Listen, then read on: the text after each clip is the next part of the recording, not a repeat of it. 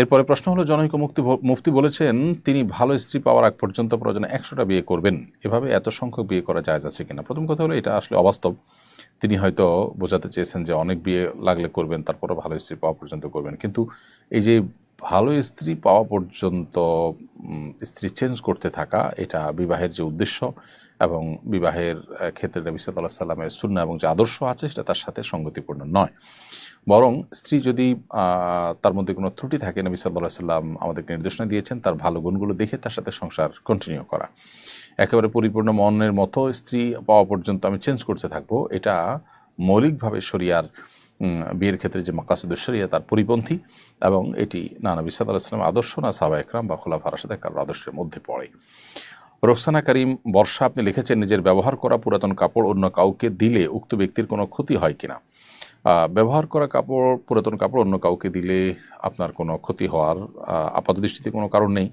তবে একটা বিষয় আছে, সেটা হলো যে ব্ল্যাক ম্যাজিক করার ক্ষেত্রে অনেক সময় মানুষের ব্যবহৃত কাপড় বা শরীরের চুলের অংশ, এগুলো অনেক সময় ব্যবহার করা হয়। অতএব আপনি কোনো গরিব মানুষকে দিয়ে দিলেন, তিনি পড়লেন, তার জন্য পড়াতে কোনো অসুবিধা নেই। কিন্তু যদি এমন হয় যে কেউ এটা দিয়ে ব্ল্যাক ম্যাজিকের কাজে, সেহেরের কাজে যদি ব্যবহার করতে পারে, সে আশঙ্কা থাকে, তাহলে সেটা অ্যাভয়েড করা দরকার। সেটা আপনার নিজের সেফটির জন্য, যদি এরকম ব্যক্তি হয় যাকে নিয়ে আপনার সন্দেহ হয়।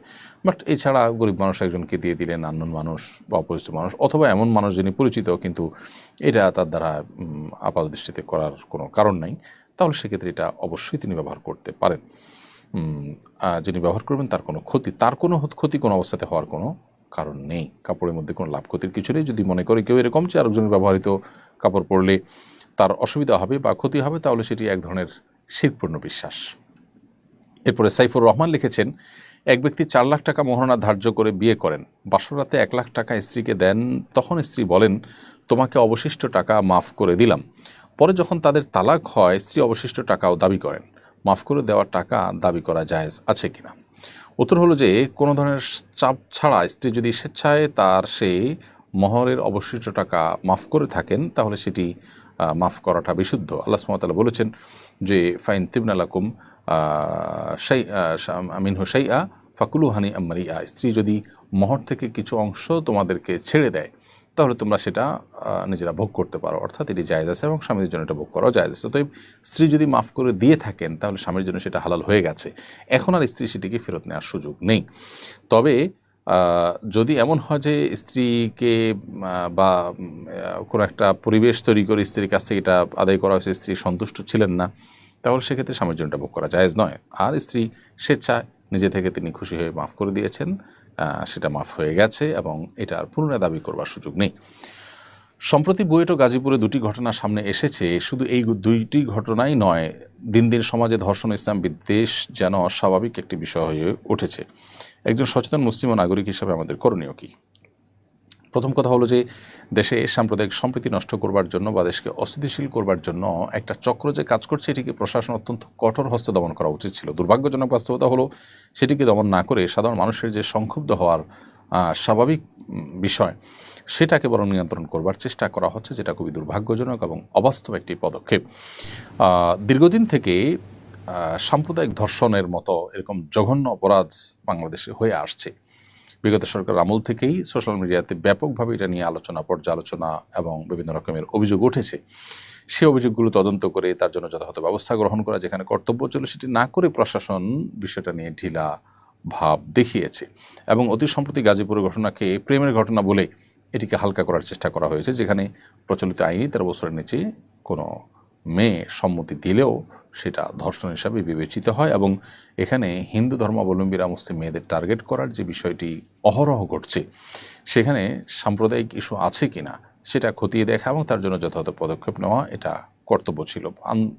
দুর্ভাগ্যজনক বাস্তবতা হলো যেখানে শুধু প্রেমের ঘটনা বলেই থেমে যাওয়া হচ্ছে, বাকি বিষয়টা নিয়ে তদন্ত করা হবে, দেখা হবে, সেরকম কোনো প্রতিশ্রুতিও আমরা শুনতে পাচ্ছি না। এটা দুর্ভাগ্যজনক বাস্তবতা। বুয়েটের ঘটনা থেকেও পরিষ্কার যে এখানে আসলে মূলত ধর্মীয় যে সাম্প্রদায়িক যে দৃষ্টিভঙ্গি, সেই দৃষ্টিভঙ্গি থেকেই সে এই মুসলিম মেয়েদেরকে টার্গেট করেছে এবং মুসলিম মেয়েদের হিজাব, বোরকা, তাদের পর্দা, এরকম পুরোহিত মেয়েদেরকে নিয়ে অনেক নোংরা এবং অশ্রাব্য ভাষায় সে বিভিন্ন কমেন্ট করেছে। অতএব এগুলোকে কঠোর হস্তে দমন করা উচিত, আর না হলে দিন দিন এগুলো বাড়তে থাকলে সমাজ অস্থিতিশীল হবে এবং কোনোভাবেই সাধারণ মানুষের আবেগ নিয়ে খেলা করা উচিত নয়। এরপর আসাদুজ্জামান আলিফ আপনি লিখেছেন, আমি ক্রয় বিক্রয়ের মধ্যে মধ্যস্থতা করি, বিক্রেতার সাথে আমার মৌখিক চুক্তি আছে, আমি গাড়ি বিক্রয় করে দিতে পারলে প্রত্যেক গাড়ির ক্ষেত্রে আমাকে 2000 টাকা দেওয়া হবে। এই চুক্তি করা এবং চুক্তির অনুপাতে টাকা গ্রহণ করা যায় যাচ্ছে কিনা? উত্তর হলো, আপনি গাড়ি বিক্রি করার জন্য বিক্রেতার হয়ে ক্রেতার কাছে যদি আপনি দাম দস্তুর এবং বিক্রয়ের কাজে সহযোগিতা করার মতো কাজ করেন, তাহলে সেক্ষেত্রে এটা আপনার পারিশ্রমিক যেটি তিনি আপনাকে গাড়ি প্রতি দিবেন বলেছেন, সো এটা আপনার জন্য নেওয়া জায়েজ আছে এবং এই মধ্যস্থতা করে আপনি যে পরিশ্রম করছেন তার বিনিময়ে যেটি নিচ্ছেন পারিশ্রমিক, সেটি না জায়েজ হওয়ার কোনো কারণ নেই।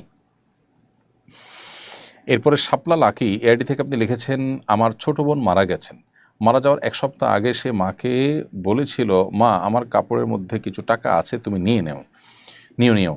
মায়ের কাছেও তার কিছু টাকা গচ্ছিত ছিল, যেগুলোর বিষয়ে বোন কিছু বলেনি।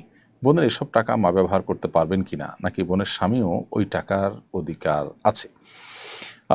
বোন শাপলা লাখি, আপনার প্রশ্ন উত্তর হলো যে আপনার বোন মৃত্যুরোগে আক্রান্ত হয়ে যদি এরকম কথা বলে থাকেন, তাহলে সেটা ওসিয়ত হিসেবে গণ্য হবে। আর মৃত্যুসজ্জায় শায়িত হয়ে বা আপনার জীবনের শেষ জীবনসায়ান্নে এসে এরকম কথা বললে সেটার মানে হলো, আমি মারা গেলে তুমি এটা নিও, আর এটাকে ওসিয়ত বলা হয়। আর নবী সাল্লাল্লাহু আলাইহি ওয়াসাল্লাম বলেছেন, লা ওসিয়াত লি ওয়ারিসিন, ওয়ারিসের জন্য কোনো ওসিয়ত চলে না। অতএব এই ক্ষেত্রে আপনার বোন আপনার মার জন্য যদি ওসিয়ত করে থাকেন যে মা আমার কাপড়ে থাকা টাকাটা তুমি নিয়ে নিও, এটা ওসিয়ত হিসাবে বিবেচ্য হবে যদি মৃত্যুসজ্জায় হয়ে থাকে, এবং ওসিয়ত যেহেতু হয়েছে অতএব আপনার মার জন্য এটা নেওয়া জায়েজ নয়, কারণ ওয়ারিসের জন্য ওসিয়ত করা জায়েজ নয়। ওয়ারিস ছাড়া অন্য কোনো ব্যক্তির জন্য ওসিয়ত করা যেতে পারে 1/3 সম্পত্তির মধ্যে। এখন যদি এরকম পরিস্থিতিতে তিনি আপনার মাকে বলে থাকেন, তাহলে সে টাকার মালিক হবে অন্যান্য ওয়ারিসরা। আপনার মা আনুপাতিক হারে যতটুকু সম্পদ পাওয়ার কথা শরীয়ত দৃষ্টিকোণ থেকে কোরআনের বন্টন অনুযায়ী সেই হিসাবে আপনার মা পাবে। এছাড়া স্বামী সহ অন্য ওয়ারিস যারা আছেন তাদের মধ্যে যথাযথভাবে কোরআন বর্ণিত হারে বন্টন হবে। আর যদি যথেষ্ট আগে থেকে ইনি এটা বলে থাকেন, মৃত্যুসজ্জায় না বলে থাকেন, তাহলে সেক্ষেত্রে এটা আপনার মায়ের জন্য গিফট হবে। সন্তান মাকে গিফট হিসেবে দিতেই পারেন, সেক্ষেত্রে সেটা তার জন্য নেওয়া জায়েজ হতে পারে। এবং সেক্ষেত্রে এখানে অন্য কোনো ওয়ারিসরা স্বামী বর্ণকে অংশ পাবেন না, যেটুকু মায়ের জন্য দিয়েছে, যদি সেটা তার টোটাল সম্পদ যদি সেটা গিফট হিসাবে থাকে এবং মৃত্যুসজ্জায় না হয়ে অনেক আগে থেকে সাধারণ রোগের মধ্যে অসুস্থ অবস্থায়, যে অসুস্থতার পরে আবার তিনি সুস্থ হয়েছেন বা সুস্থ হওয়ার সম্ভাবনা আছে, জাস্ট অসুস্থ অবস্থায় কিংবা স্বাভাবিক অবস্থায় মৃত্যুসজ্জা নয়, তিনি মাকে যদি বলেন এটা তুমি নিয়ে নাও, তো এটা গিফট হিসাবে বিবেচিত হবে। এরপরে প্রশ্ন হলো, জুমার বয়ানে ইসকন ও ভাগোয়া লাভ ট্র্যাপ বিষয়ে কথা বলায় টঙ্গীর BTCL TNT কলোনি মসজিদের খতিবকে নিখোঁজ করে ফেলা হয়। এর আগে তিনি মসজিদের বারান্দায় ও নিজ বাসায় হুমকি সংবলিত 2টি চিঠি পান, যেখানে তাকে হত্যার হুমকি দেওয়া হয়। ইমামদের কণ্ঠরোধ এবং নিরাপত্তার সঙ্গে মানুষের বেঁচে থাকার অধিকার নিয়ে কিছু বলবেন আশা করি। হ্যাঁ, অবশ্যই এটা খুবই দুর্ভাগ্যজনক একটি ঘটনা, এবং সত্যি বলতে এ ধরনের ঘটনা বাংলাদেশে কল্পনা করতে আমাদের কষ্ট হয়, কারণ সংখ্যাগরিষ্ঠ মুসলমান যে দেশে, সে দেশে আপনার মুসলমানদেরকে সংখ্যালঘুদের উগ্রবাদী অংশটা তারা আপনার হুমকি দিবে এবং সেটা বাস্তবায়ন ঘটাবে। আপনি ভারতে মুসলমানরা সংখ্যালঘু, সেখানে মুসলমানরা কোনো হিন্দু পণ্ডিতকে এভাবে তুলে নিয়ে নির্যাতন করে দূরে ফেলে রাখবে, এটা আসলে কল্পনাও করা যায় না। কিন্তু দুর্ভাগ্যজনক বিষয় যে বাংলাদেশে আমরা আমাদের অন্য ধর্মাবলম্বী ভাই বোনদের সাথে সামাজিক সহাবস্থান চাই, কিন্তু সেখানে তাদেরও দুর্নামের কারণ তাদেরই যে উগ্র অংশটা আছে, সে উগ্র অংশ অর্থাৎ ইসকন এবং এ জাতীয় আরও যে সমস্ত প্রতিষ্ঠান উগ্রবাদী কার্যক্রমের সাথে লিপ্ত, তারা দিন দিন অ্যাগ্রেসিভ হয়ে আসছে এবং তারা রীতিমতো সমাজকে অস্থিতিশীল করবার জন্য অনেকগুলো উদ্যোগ ইতিমধ্যে নিয়েছে। 2014 সালে, 2016 সালে বিভিন্ন সময় ঢাকা এবং সিলেটে একাধিক ঘটনা দেখা গেছে যে তারা মসজিদে নামাজের সময় মানুষের নামাজে ডিস্টার্ব করেছে, কখনো তারাবির নামাজে, কখনো জুমার নামাজে ইচ্ছাকৃত গান বাজনা বাজানো, মুসল্লিদের উপরে চড়াও হওয়া, হামলা করার মতো ঘটনা ঘটেছে, অস্ত্রশস্ত্র নিয়ে মহড়া দিতে দেওয়ার মতো ঘটনা ঘটেছে। গত বছর এই একই প্রতিষ্ঠান ইসকন যারা হুমকি দিয়েছে ইমাম সাহেবকে, তাদের তরফ থেকে হুমকি বলেই কাগজে লেখা আছে, এবং এই ধরনের কর্মকাণ্ড ইতিপূর্বেও তারা করেছে এবং মামলাও সেটা উল্লেখ করেছে। তো তারা অ্যাডভোকেট আলিফ হত্যাকাণ্ড ঘটিয়েছে গত বছর, এবং তার জন্য তাদের দায়িত্বশীল এখনও পর্যন্ত জেলে আছে, যদিও এখনও দৃষ্টান্তমূলক শাস্তি নির্ধারিত হয়নি বা কার্যকর হয়নি। এর পাশাপাশি 2019 সালে চট্টগ্রামে একটি স্কুলে বাচ্চাদেরকে হিন্দু ধর্মীয় আপনার বিশ্বাস জড়িত আছে এরকম প্রসাদ জাতীয় খাবার খাওয়ানো এবং বাচ্চাদেরকে জয় শ্রীরাম ইত্যাদি তাদের মুখ দিয়ে বলানো, এরকম ঘটনাও তারা কিন্তু ঘটিয়েছে। অতএব এই সংগঠনটা যেই পরিমাণ সীমা লঙ্ঘন করেছে এবং যে পরিমাণ সশস্ত্র মহড়া দেওয়া অথবা আপনার হুমকি দেওয়া কিংবা আক্রমণ করার ঘটনা একের পর এক ঘটেছে, তাদেরকে নিষিদ্ধ করার সময় সবচেয়ে প্রয়োজনীয় উদ্যোগ বলে আমি মনে করি। অতএব এই সন্ত্রাসী সংগঠন যদি নিষিদ্ধ করা হয়, তাহলে সেক্ষেত্রে সাধারণ হিন্দু ভাই বোন যারা আছেন তাদের প্রতিও সাধারণ মানুষ অন্তত এদের কারণে জেনারেলি তাদেরকে দোষারোপ করবে না। অতএব হিন্দু ভাই বোনদেরও উচিত যে তাদের ধর্মের নামে যারা উগ্রবাদ বিস্তার করছে তাদের ব্যাপারে, তাদের বিরুদ্ধে তাদের কথা বলা। যে ইমাম সাহেবকে গুম করা হলো এবং পঞ্চগড়ে হেলিবোর্ড এলাকায় তার শেকল বাঁধা আপনার বিবস্ত্র শরীর পাওয়া গেছে, তাকে পাওয়া গেছে, সেটা স্থানীয়রা পুলিশকে খবর দেওয়ার পর তাকে উদ্ধার করা হয়েছে। এটা দুর্ভাগ্যজনক একটি বাস্তবতা, এবং কর্তৃপক্ষ এ ব্যাপারে গড়িমসি না করে উপযুক্ত তদন্ত করে যথাযোগ্য দোষীদেরকে শাস্তির আওতায় আনা, আইনের আওতায় আনা, এটা তাদের কর্তব্য। এবং আমরা আশা করছি সেটি তারা করবে। যদি না করেন, তাহলে দিন দিন মানুষের এমনি আইন এবং বিচারের প্রতি আস্থা তলানিতে, সেটি আরও যদি তলানিতে নেমে যায়, তাহলে সেক্ষেত্রে মানুষ আইন নিজের হাতে তুলে নেবে, যেটা সমাজের জন্য ভালো কিছু বয়ে আনবে না। এরপরে লিখেছেন আয়েশা ইসলাম, নামাজে মনোযোগ ধরে রাখার জন্য পরস্পর পরামর্শ কামনা করছি। বোন আয়েশা ইসলাম, নামাজে মনোযোগ ধরে রাখার জন্য অনেকগুলো উপায় আছে। তার মধ্যে একটা হলো নামাজের ডিউরেশন বা সময়সীমা বাড়িয়ে দেওয়া। আপনি যেই নামাজ পড়তে 2 মিনিট বা 3 মিনিট লাগছে আপনার, সেই নামাজ পড়তে আপনি ডাবল সময় 5 থেকে 6 মিনিট 7 মিনিট ব্যয় করুন। যে নামাজ পড়তে আপনার 10 মিনিট লাগছে 4 রাকাত বিশিষ্ট নামাজ, সেটা পড়তে আপনি 15 মিনিট লাগানোর চেষ্টা করুন। ইনশাআল্লাহ দেখবেন নামাজের প্রতি মনোযোগ বাড়ছে। রুকুতে আপনি সচরাচর যে পরিমাণ সময় দেন তার চেয়ে বেশি সময় দেওয়ার চেষ্টা করেন। রুকু থেকে উঠে যে পরিমাণ অপেক্ষা করেন তার চেয়ে বেশি অপেক্ষা করেন। এভাবে আপনার নামাজের সময়সীমাকে বাড়িয়ে দিলে ইনশাআল্লাহ বিদিন আপনার নামাজের প্রতি মনোযোগ বাড়বে।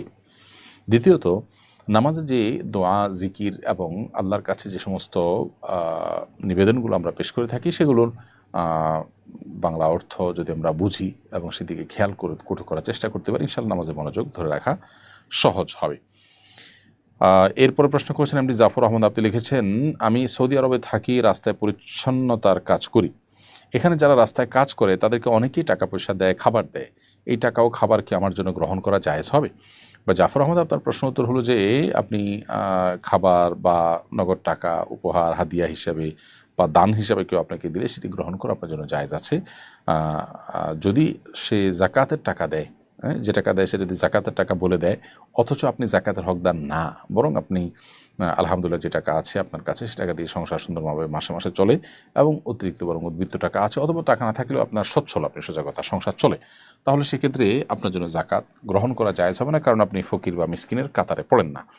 সেক্ষেত্রে আপনাকে তিনি দিলে আপনি বিনয়ের সাথে ফিরিয়ে দিতে পারেন, অথবা যদি দিয়ে চলে যান, ফিরে দেওয়ার সুযোগ না পান, তাহলে সেক্ষেত্রে এটি গ্রহণ করার পর আপনি আপনার দেশে আত্মীয় স্বজন বা পরিচিত যে কোনো গরিব মানুষ যিনি জাকাতের হকদার তার কাছে সেই ফান্ডটা হস্তান্তর করে দেবেন। ইনশাআল্লাহ ওই ব্যক্তির তরফ থেকে সেটি